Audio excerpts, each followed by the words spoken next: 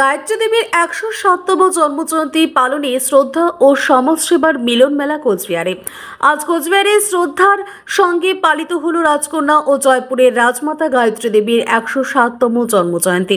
প্রতি বছরের মতো এই বছরও কোচবিহার আস্থা ফাউন্ডেশনের উদ্যোগে রাজবাড়ির সিংহদুয়ারের সামনে আয়োজিত হয় বিশেষ অনুষ্ঠান। দিনটি শুরু হয় গায়ত্রী দেবীর প্রতিকৃতিতে মাল্যদান ও চরণে ফুল নিবেদনের মাধ্যমে। ধূপকাঠি ও মোমবাতি জ্বালিয়ে তার স্মৃতির প্রতি নিবেদিত হয় গভীর শ্রদ্ধা। অনুষ্ঠানে শুধু স্মৃতিচরণ নয়, ছিল মানবিক এবং পরিবেশ বান্ধব উদ্যোগও।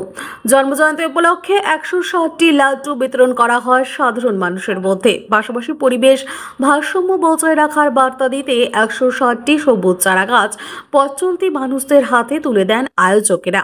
এই বিশেষ দিনে উপস্থিত ছিলেন কোচবিহার জেলা ট্রাফিক অফিসার সুরেশ দাস, বিশিষ্ট শিক্ষক এবং সমাজকর্মী বিপ্লব তালুকদার সহ আরও অনেক সমাজসেবী।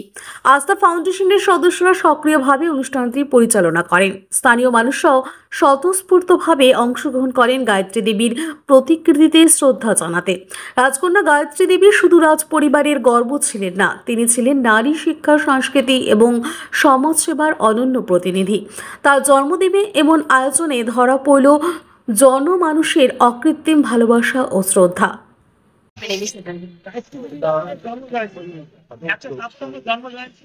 ঐতিহাসিক একটা